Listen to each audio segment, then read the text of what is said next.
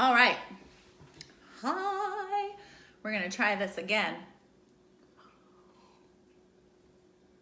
Let me see if I can add Michelle. All right. So as soon as my friend Michelle comes on, we're going to get this party started. So for those of you who watch my Ask Me Anything lives, you'll know that I've just decided recently that I'm going to go ahead and bring Michelle Lane in. Your viewers, Michelle Lane. My friends to watch. Oh my goodness. There we go. Michelle, can you request to come in? Nope, that's not it. So anyway, I just decided I'm going to keep talking. I just decided that I wanted to start because I have really super smart, powerful friends who inspire me. There's Michelle. Anyway, I just decided. Oh, you know what? Hi. I forgot my headset. You guys are going to get a tour of my house. Yay, go get it. I'm going to share. Perfectly imperfect. Hi. Michelle and I literally texted We love it. earlier. I was like, okay, so we got to have this and be prepared. And then I am not even close. Whatever. It's life. Like everybody just left out the door for school. They're like, bye, Mom. I'm like, go. Love you. Bye-bye. Yeah. This is how we roll. We're going to pray. This is my cute dog. Can y'all see her? I love your dog. Oh, I locked mine out because he's too adorable, but it's weird when you can hear yourself on your computer. Yes. We want to just put in a silent moment that my dogs don't get barky. So we're going to believe it is going to be good. So I was just telling everybody before you jumped in that I recently got super excited about having conversations with my friends, because what happened and happens a lot is that I would have these powerful conversations. I would talk to Michelle. I would talk to, any of my friends. It'd be like 45 minutes, an hour into the conversation, and we're like, dang, we should have recorded this. Yes. Right? Like, we should have recorded this. This is so good. Other people should hear this. I don't know of any conversations that any of us have that shouldn't be recorded. I mean, and there's a reason for that, which I'm sure we'll get to, but yeah, it's powerful. And I think it's helpful to capture moments because I find that when I'm talking to my smart friends, I get like both of our knowledge, like it increases, right? Like, you make me better, I make you better, which makes me better, which makes you better, and it's so powerful. So for those people that don't know you, like who is you? Who you be? Who is you? Who I be? Not what I do, who I be. Yeah. I'm a mom. I'm a business owner. I'm an entrepreneur, and I'm a life coach now, which I love. But who I be is just somebody passionate about helping others and feeling myself, like the growth that I've been able to achieve, and really just wanting to pay that forward, right? Because, and I know we'll get into this, but living what we thought was a normal life or happy life can get exponentially better when we're willing to dive into ourselves. And so putting all passions together a couple years back, I wanted to do the things I wasn't doing. We had an opportunity to kind of start over in a sense. And I started discovering myself in a new way. And I realized, as much as I love being a mom, and I'll never not love being a mom, Right. there was more to me than the routine and the schedule and being all the shoulds and the have tos. And so I guess the short answer is, I'm in constant discovery of myself and really excited to share that with other women who are ready. And I'm full of joy and gratitude. And I know, like, life isn't always butterflies and rainbows, but dang, you can sure switch all that. And so, I love what you said about like the identity of being a mom. I love that because for me that was one of the scariest moments inside of transformation, I think, is when, like, I've been living this certain way for so many years, right? And this has been like how I'm identifying myself out in the world, right? This is how everybody else sees me. And Michelle and I have perfectionism pasts in common. Only a little. And, I'm already like, don't tell them. Keep my secret safe. Stop it. They'll judge us. Right. Exactly. Yeah. Here's hoping. So we have these paths in common. And when you spend so much time, when I spend so much time like crafting this image of what I thought everybody wanted me to see or wanted me to be and what I thought everybody wanted to see, the thought of like, if I'm not a mom, like you said, Michelle, then like, who am I? I mean, was that for you like a, moment? Yeah, because if you throw in there too, and business owner, like the boss or whatnot, like those two identities took up the majority of the day. So Yeah. I think the scary piece was, who am I when I'm not these identities? Did you stay busy a lot then?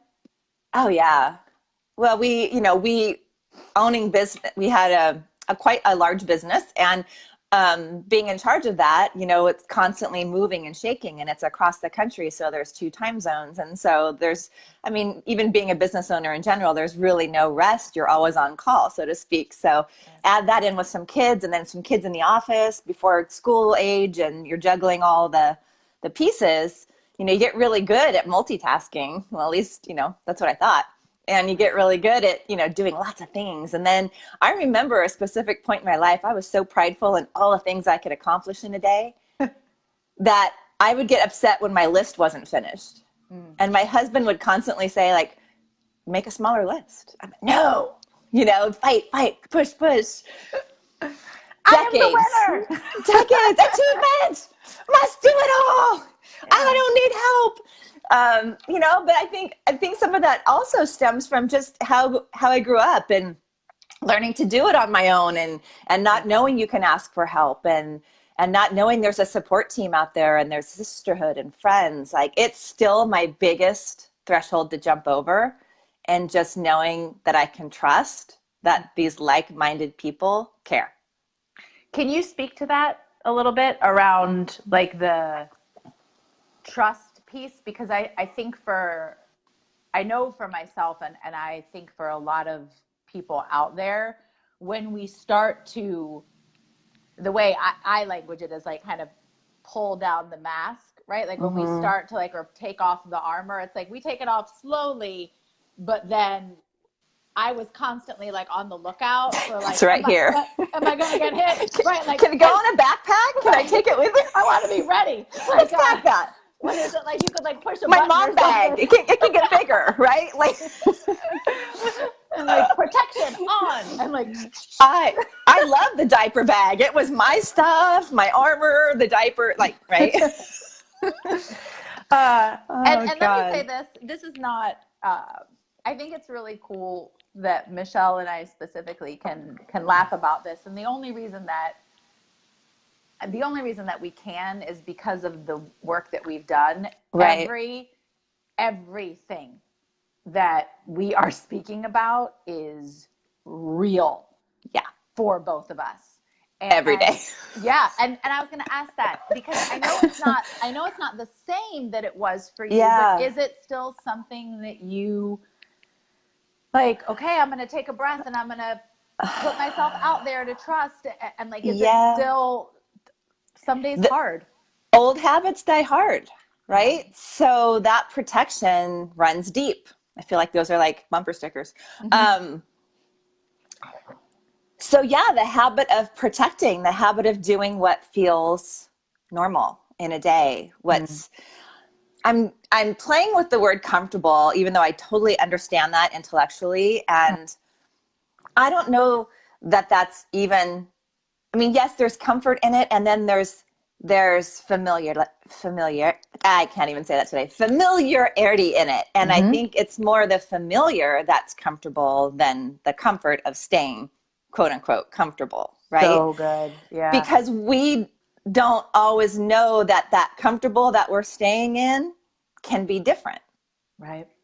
Until we meet something challenging or scary, or start to get agitated or irritated that our life isn't different, or someone else in our life isn't different, or all the circumstance around us isn't different. And so in a sense, we're like throwing our hands up in this comfort zone and not knowing that there's a way to take an inner approach to change all that. Like, it's not your outside circumstances and the people in it, what they're doing to you or saying to you or doing, what life's doing to you.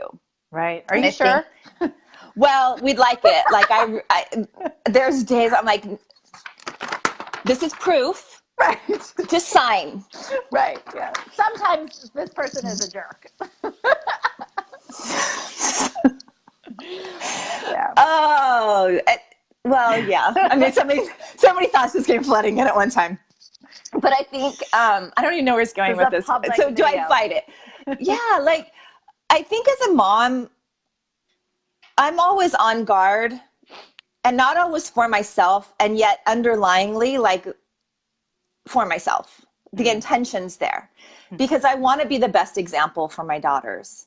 And up until meeting you and any other people in my life now, I thought that trying to be perfect at that was the way to just keep working, right? Just work harder, just do more, do all of it, show them. And then I realized what I'm showing them is how to stay stressed out all the time, and how to be irritable, and how to snap, and how to like not have that joy and things I look forward to, and how to just give yourself completely as a caregiver without any warrant for what you need inside. Right. You being me, I'll speak to me, to what I needed inside. Yeah. And that I could have those things and be a mom, but not only that, but be a better mom, be a better wife, be a better business owner, be a better friend. And so my journey, I had started the work on those things and realized the freedom in shifting that mind, because I think a lot of that comes with the perfectionism, or just anyone in general is going to have an inner critic running in their mind, right? And I honestly didn't know that wasn't normal. That wasn't how life was, getting beat up by yourself constantly to do more, be more, achieve more, work harder, all right, I didn't get this done yesterday, so I'll just do more today. So as moms, we dive in, and then caring for these little beings and having to be their caregiver, right? But then taking on everybody else's everything, because we're so good at multitasking now, or we're so good at just bringing it in and being strong and pushing through, that we forget that there's more to life and more to us. Do you think does that make sense? It totally does. And I am imagining, just knowing who's watching right now, and knowing people in general in the world, that absolutely resonates. And I wonder if you think that some of it is also conscious or unconscious avoidance, because something that hit me probably earlier this year, I had always been somebody that was like, go, go, go, go, go, go, go all the time. And like, took this sense of pride, right, in that, right? I'm always going, I'm always like you said, I got this, I got that, I can do this. And I shared something recently on social media where I'm like, is that Superwoman cape that you're wearing, like, is it really helping you fly? Or, I mean, is it choking you? And what I Right. realized earlier this year is that in my constant state of motion, which it sounds so good. It's Like, sexy. it is. And like, Mm-mm-mm. you're I'm being, busy. I'm with my I'm too kids. busy to have you and see you and be your friend. I'm too I busy. have so much going on, the business, this, and my children. And that's a very, it's a very real, justifiable excuse with a lot of evidence. And what I realized for my own self is that in my constant state of motion, moving targets don't get hit. Bob And and weave. right, exactly. So if I was always on the go, right? Yeah, Michelle and I both have a fitness background in common as well. But that's real, right? Like if I was just constantly on the go and ducking and moving, then I didn't have to look at me. Yeah. And I couldn't, it was like a way, it was another way of protection, right? And it sounded so good because I was in service. And I love what you said, because it was like, okay, hold on. If I'm really trying, and I used service the first time with air quotes, but if I really am trying to serve and show up for my girls, really like almost putting yourself in the position of watching the movie and looking and being like, what is it that I'm actually teaching them? Was that like, is that a similar experience for Yes. you? And the word martyr came up. Like pride in being the martyr. I'll give up this of me so you can shine. I'm so awesome. Right. And oh my God. Okay. I remember specifically too, like diving into deep into the inner work to start to all of the sounds of the words of like inner work and working beyond your fears and doubts. Like I'm like, yes, that's where I'm at. Like when you just really dive in and go, let me learn, right? I remember there was a moment before I was introduced to the Perfectionist Club where I thought, I'm good. Right. There's nothing. What? No, like I've been through some shit. Like it's just okay, yeah. I don't have that or that or that or that. Like totally, like talk about avoidance. Being so good at the bobbing and weaving that I wasn't even willing to acknowledge where that would be different. And because there was a belief that that was weakness. There was a belief that if I admitted that I didn't have it all together and hold it all together and That's hold real. everybody else all together, then what does that mean? Right. And so here's the funny truth about that. So after decades of living the cycle, Right. my body gave out. You know, we went through the highest stressful event of our life. We lost, back in the economic crash, we lost our business, we lost our home. 5 family members passed away in 2 years of a 5-year fight. And like, I just got numb. I was just like, okay, like, what do? You tie your shoes in the morning and you go back to work and you fight the fight. And it wasn't until that finished and we were getting better and rebuilding our life again after 2-year mark that like my body was like, you know, I've been giving you warnings. I've been telling you to slow down. I've been showing you all these physical signs and symptoms. And now we're just going to shut down. And it makes you pay attention. And it seems so simple, but like looking back, it was the stress. It was the constant hamster wheel, the constant fight or flight. You know, your adrenals and your cortisol are all swirling around and all the other systems started to go awry. But it wasn't until life got less stressful again that showed up. And so we're scratching our head. My husband and I both kind of had it on a hormonal level at the same time. And we're like, well, we're just getting older, blowing it off. Yeah.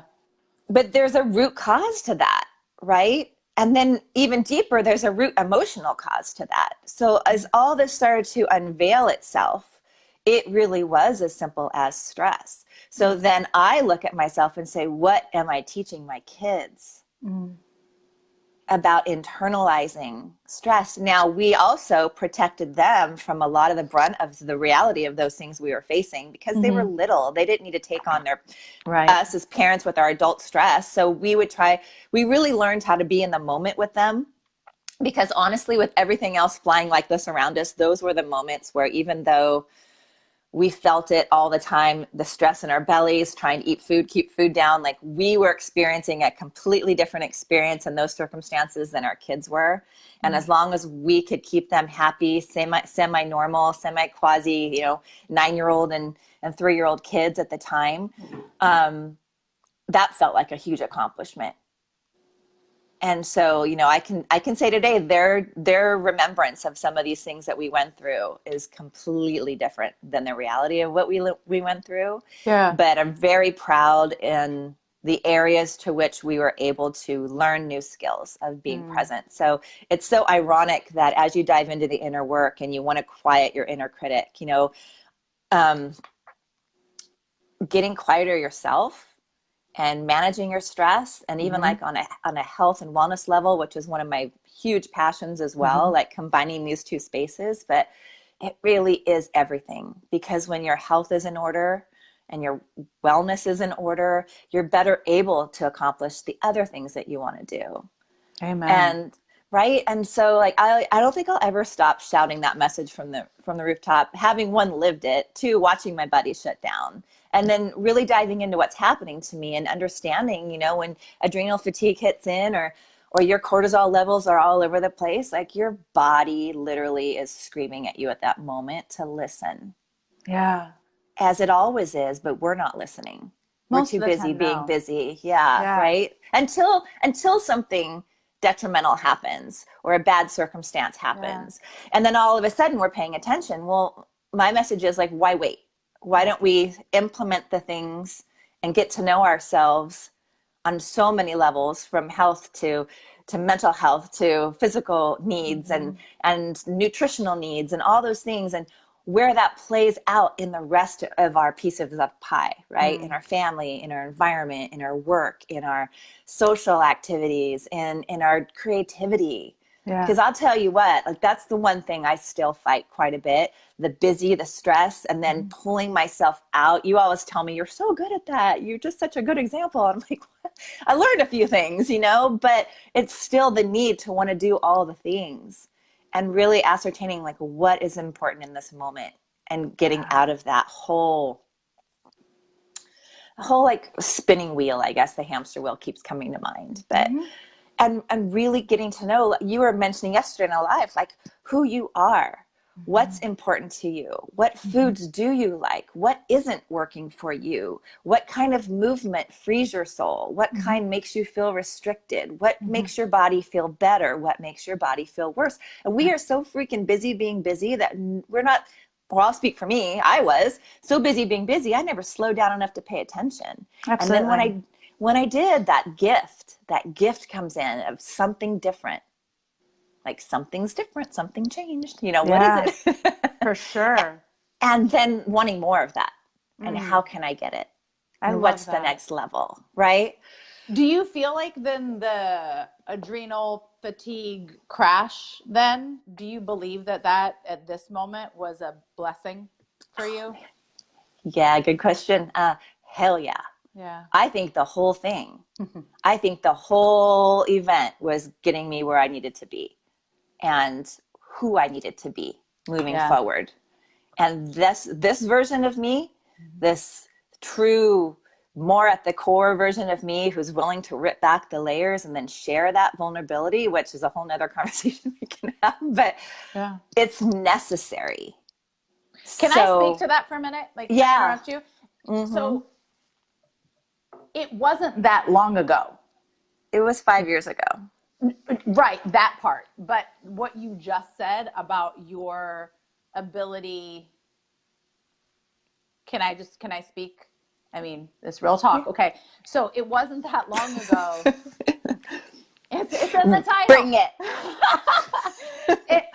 It wasn't that long ago that you were in a place that I remember of feeling like you couldn't dream, being scared to tell your story, having to find small moments and safe, small, sacred spaces with like one person or within like a private, like paid, like intimate coaching group where you started to tell your story. Like that was just last year. And I say that because I think that sometimes people think that like it's just, oh, super easy and Michelle's just this way, or she's always been this way, or she was never not this way. And what you said a few moments ago was that it's still a choice. Like the busyness is still, the temptation is still there. And I find that with my own self, like both hands, like pin me guilty,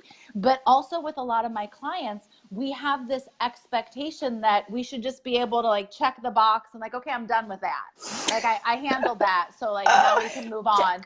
And it's just going to be like a light switch flip that we never have to mess with again.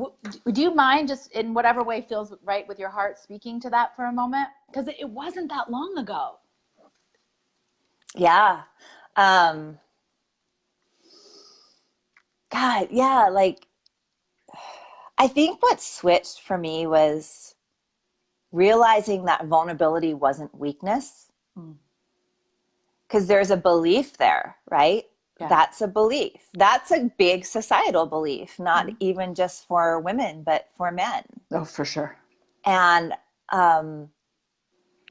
you know, especially, well, I don't know about especially, but for me, growing up with a father who has an Italian background in the family, even more so. Like that is just, you know, that's the family belief passed down for generations. And it's interesting when you look back and kind of connect the dots and see where some of that may have stemmed from, right? Yeah. And not knowing a different way. And man, now, I mean, I don't know. It's the hardest thing for me. Well, I don't want to say hard because I don't want it to be hard, but it's the most interesting thing for me to share that information now, you know? And here I was 2 years ago, I wrote a book about the story. And in my mind, oh, this is kind of a cool story. People want to hear this. People keep telling me you should write a book. And I'm like, what are you talking about? What? You know, I had enough people say that where I had the wherewithal or the calling to just do that. And then I forgot, like even through all this transformation, I forgot that I've always been a person who wasn't afraid to just dive in and do it. Do whatever the challenge to learn was, right? So that's how the book happened. But I was so intent on saying, here's what I know about health and wellness, and here's what helped me, and this is going to help you, and it really, really will, and I invite you to check it out and test and see. And I was so excited about that piece of the book, the toolkit in the back. I had no preparation for how powerful the story was. And then like going, well, that's just a small section of my life. Like I've got all this stuff. And I start learning in this last year, it's all connected from now back to this pivotal moment when I was around 12, right? That's the bigger stuff that's just eye-opening and expansive. And the reasons why now, like, oh yeah, of course that's why health and wellness works for you. And that's why you're so passionate. This is why you do what you do. And of course, stress and like all the things, right? But above all, like, of course you love yourself more now because you spent a lifetime avoiding it and thinking that beating yourself up and having that inner critic run the show was the way it was supposed to be. You just work harder, achieve more. Yeah. So for that switch to flip for me opened up a space of, well, let's see what happens if I share this piece of this story. Because the other paralyzing fear with that is wanting to serve so badly and then having to be visible. And I had a story running that if I just stayed busy, I was invisible. I was the silent picker-upper that got everything cleaned up in the background, right? But also simultaneously being mad that nobody was taking care of you, right? Right. Yeah. Like, what? And, or just saying like, I don't need taken care of because I got this. I'm good. I'm fine. It's the reverse of I've got me. It's like, I don't got me, but I think I got me because I don't look at me. to wonder what I want differently. Absolutely. So that just unveiled, as we peeled back layers, that just unveiled more and more and more layers. And I got kind of excited about it. First, I was like, well, who the hell am I then if I'm not all these things, these identities, right? I remember this. We were in a group together and we were doing the identity work and we had to peel apart like numbers of identities. And the top 10 came out. And I'm like, well, there's thousands? Well, who the hell am I then? Like, if I'm not mom and I'm not like defined by these roles. That was a huge butterfly transformation moment. Seriously. Like, because I'm still learning.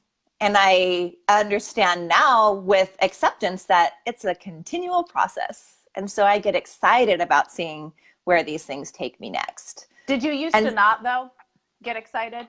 But I don't think I ever considered it. But like when you first started out in the journey, like were you somebody who was always excited, or was it like... No, I was in the corner with my knees, like crying, right? Like, what the hell is this going to, what did I do? And then that moment where you know, like, you can't go back, but you're not sure what going forward feels like. Whoo!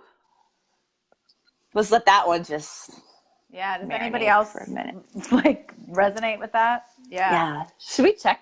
I haven't checked comments. I'm all in my own space going, la. But right. What does it look like going forward? And that is the moment where I realized you're not going to know. Yeah. And that is the moment I realized I really like to control stuff.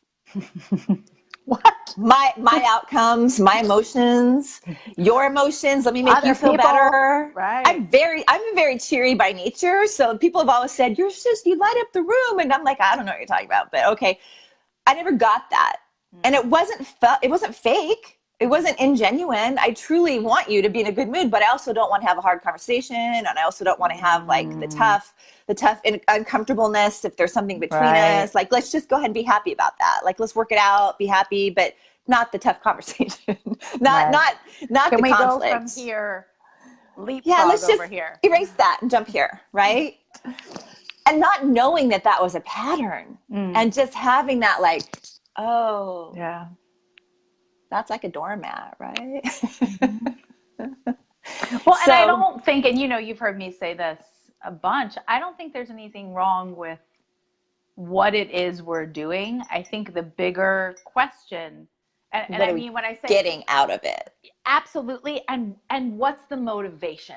So it's not like the thing that we're doing or the thing that we're seeking or the thing that we're trying to achieve or win at or do a good job at. Like I actually care. Like I do want to serve you. And I know, because we've messaged about this, that Michelle and I both want this conversation to benefit and to be of service.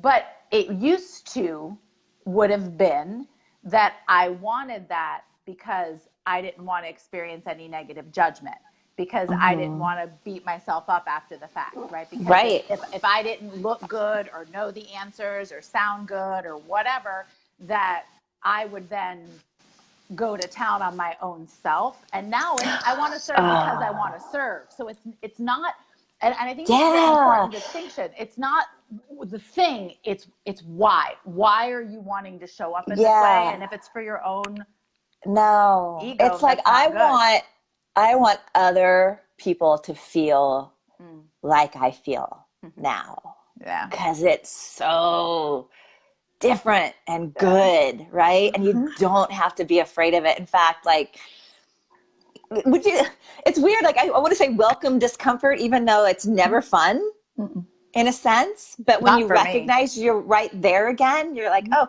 I can't tell you how many times I call it like an expansion mode, right? Where I'm like, what's going on with me today? And why do I just feel weird and agitated and everything I've learned just feels like it dumped out the window, and you were speaking to this on your live yesterday a little bit on how we just kind of want to whine and scream just for a minute. And then we recognize that we're hearing ourselves be that little 3-year-old version of ourselves stomping. And then we're kind of like, oh wait, I have a choice in this moment. Right. And I think the difference is before, like, you just never knew you had the choice. So it was someone else's reason that you were feeling this way, or something that life did to you that you're feeling this way, and acting as though it wasn't something that we can control. And I think that the power is in recognizing that, and maybe you could agree or speak to this as well, but like admitting that it was all something I could change within myself to make all those things better. Circumstance, something someone said, something someone was doing. Absolutely. It wasn't taking on their everything to try to fix it, because that's ultimately what was happening. Like, I could just fix this, versus you go through that, and while you do that, I recognize what's not mine, and then I search within myself to switch how I want to feel. Yep. Right? That was powerful. And I think the example was like the driver on the freeway that cuts you off going fast, and your immediate reaction is like, what the, bleep the bleep. And maybe you don't know that they're having a health issue and they just cut you off. Like, our brains will go to think right away that it's the worst case scenario. Like, he's just being a jerk. Anything that keeps us attached to our story, right? So whether it's, this always happens to me, I'm always the one, I never win, people always leave, I'm always abandoned, I'm always made fun of, no one gets me. This always happens to me. Absolutely. We all have our own stories. And when we're looking, when we are from a geek out perspective, and Michelle has done a lot of work to study the brain as well. And geek out, I love it. For sure. But like, it wants to be right. So we have to, one of the first things we have to do is be willing to set down the story. And I was talking with a friend and a client earlier today, and I was telling her, I said, the reality is that this is not a conversation of, is that person, right? And I'll use your example with cutting you off on the freeway. This is not a conversation of, was that the right thing to do or the wrong thing to do, or was that like a just thing, or should they have done it or should they not have done it? I don't want to even, that's irrelevant.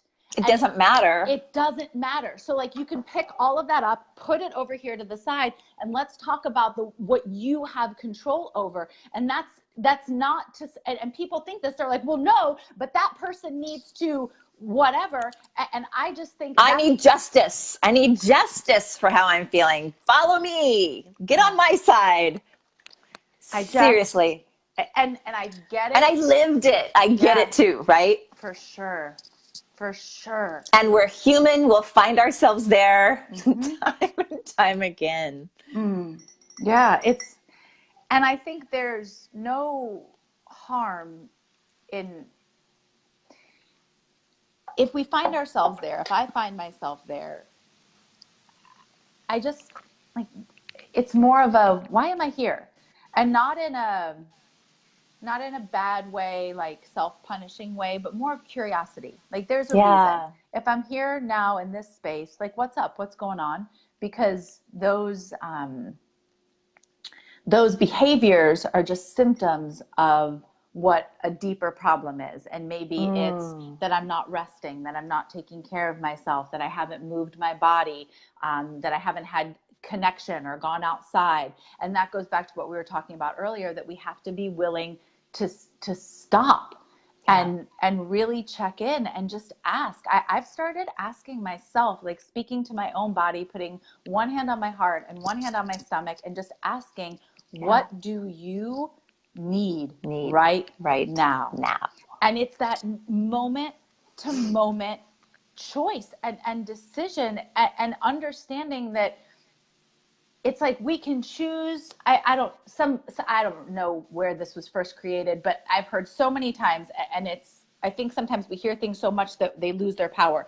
You can be right, or you can be happy. And for me, can't be both.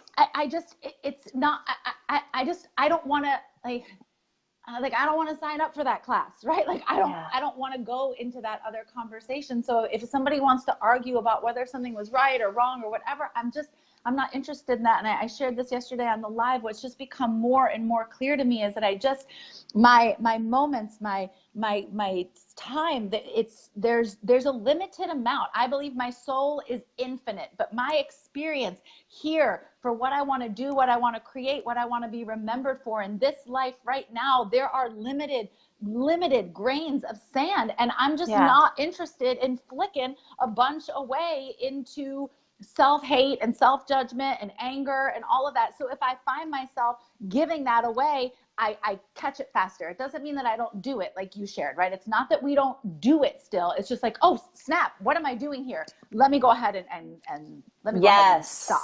Let me just stop it. Yeah. Stop that shit. For real. And sometimes it literally, you have to say, stop it. Like you're hearing the inner critic on replay, right? Like it's constant. You're this, you're lazy, you're Bob, you should be doing this, blah, blah, blah. What are you doing? Stop.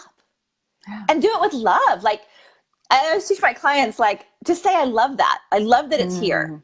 Yeah. Because you don't, one, have to be angry at your own thoughts, right? Know that how the brain's working. Anger at self doesn't work. It doesn't solve anything. Well, sure? I mean, it depends on the outcome. Like what you desire. What are you trying to I'm confused. No. I don't know where I was going with that anymore.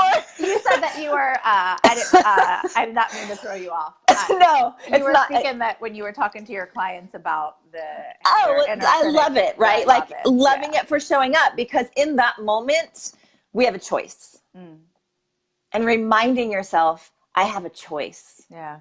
And I can listen and live this banter, or I can reframe it and take a 360-degree look and see what I can do to change whatever it is that's creating the hamster wheel spinning. Absolutely. Right? And so often it's the simplest things we're not willing to do or look at. And a lot of times, and I don't have any science or anything to back this up except experience, but I would say a good percentage of the time, it is something that we've put aside on our own self-care. We're not eating the way we want to be eating. We're not taking the time out that we've been eating.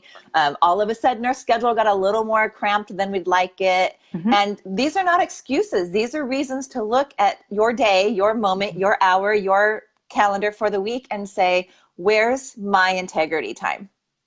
Where's the time? And I think Robin was the one that I heard first share that, our friend Robin. Where, when I schedule my integrity time, am I not staying in my value and giving myself what I need to stay healthy, mind, body, spirit? And where will I be out of integrity when I say no? Yep. And really making it a conscious, statement, right? I was on the phone with somebody earlier this morning, and we were sharing just different experiences, and she had recognized an area where she was making a choice that was, the result of it was emotions and feelings that she didn't like the way they felt. And I said, it's really powerful in those moments. We got to call it out, because sometimes it's like, if the patterns remain under the surface and silent, we can almost convince ourselves that they're not really there. It's like putting something in the closet and shutting the door. Yeah. And just because you don't see it doesn't mean it's not there. So the easier thing for me, because of how, and I love that you said this, how I want to feel, how I would like to choose to feel, is to just look at it and call it what it is, so that I can actually get to the place of healing. And, Alexa said something earlier that I think is really powerful, that the forward motion feels scary because it's unknown. And it's the deeper level, emotional nakedness. And I love that phrase, sister. And the thing for me with that is I had to learn, and the journey is continual, and it's not like left to right, it's going deeper. But I had to stop sourcing my sense of okayness and safety in anything or anyone else.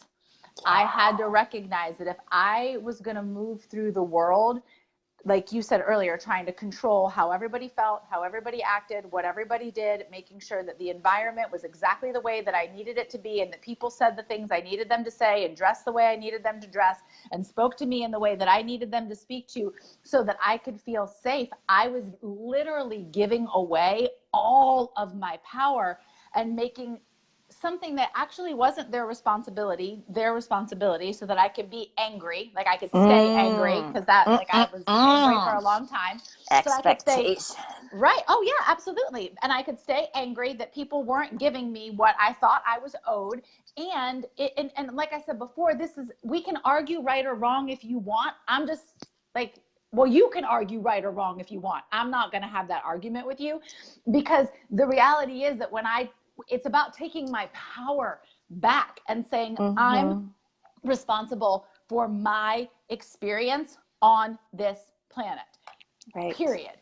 And it doesn't mean that I nail it 24 hours a day, 7 days out of the week. It's a continual practice. But if I can source my trust internally, then it doesn't matter what circumstance I'm in, what conversation I'm in, where I go, I'm okay. And just like Michelle, my friends, it was not that long ago that concept right there, I literally didn't understand. I felt like I couldn't understand how that could even begin to be possible. I got that other people could do it, right? Like, it makes like, yes, okay, I can see how you're doing that. Thank you. But like, I was like, and we're talking, this was in 2016. Like, I distinctly remember the first time I heard somebody say that, and I'm like, how do you source the trust in? I don't get that. And I would love for you to speak to this if you're willing. Your brand is inner strength and beauty. Yes. Mm-hmm. Yeah. What does that mean to you? So for me, at the moment when I thought of this, and it was so interesting because I was looking for a name for my blog, and I went through 6 pages, like literally different things, right? URLs, didn't feel right. And it just hit me all of a sudden, which this is so profound too, because this was years prior, right? But that just made sense. It wasn't all about the outer beauty. It was the inner beauty, because the more at that time before this last 2-year journey, right? It was about the strength and the walking through the fear, even when you felt it, you know, and whatever that was at that time in my life, and how much stronger and whole I felt as I did those things. And it was just scratching the surface.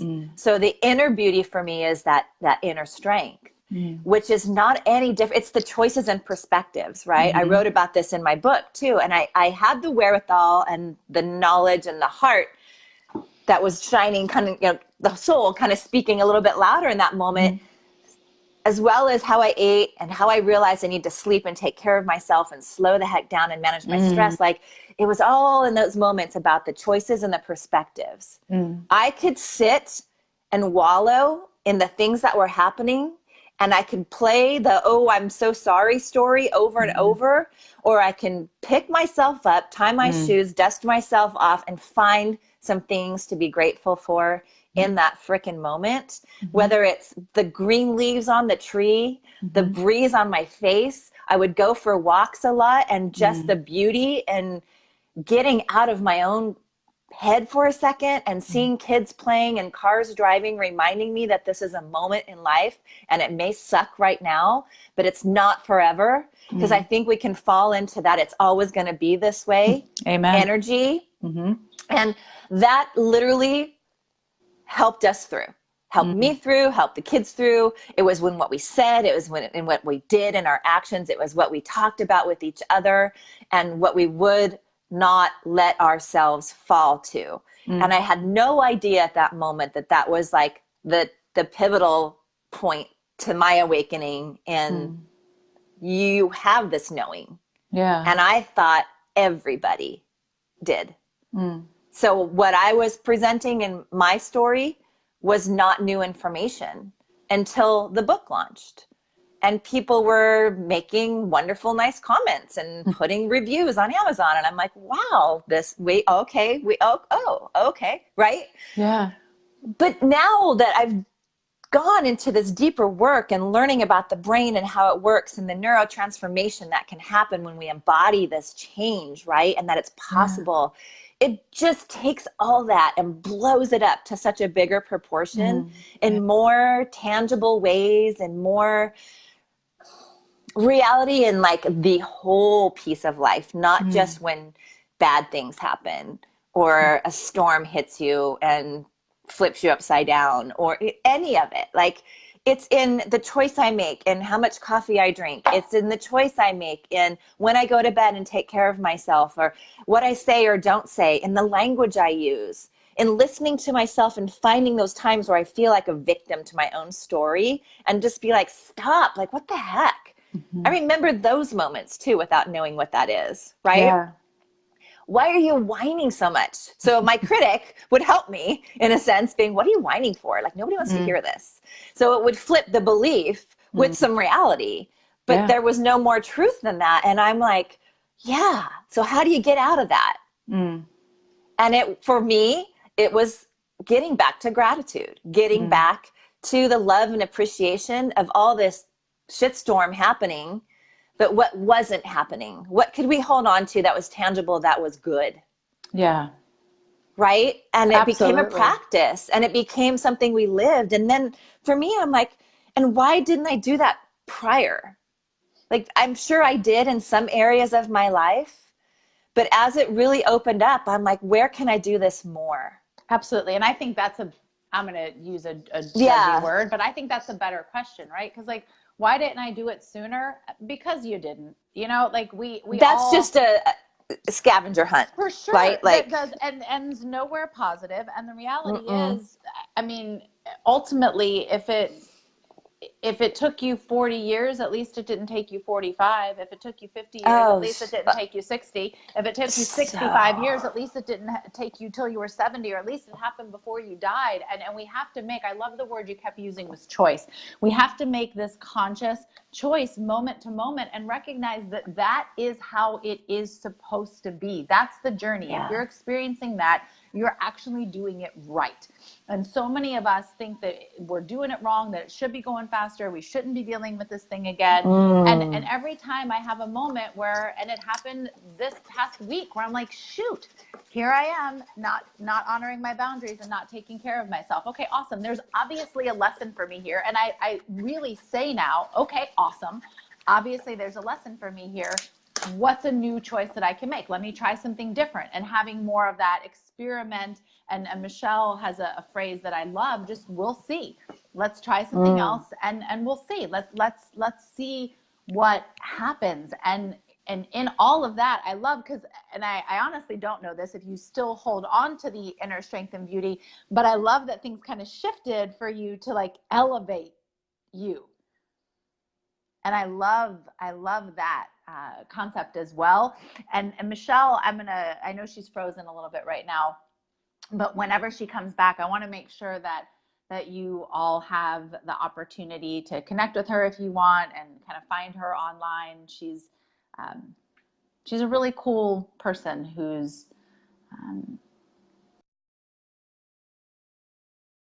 dear to me, and who is trying still to figure things out.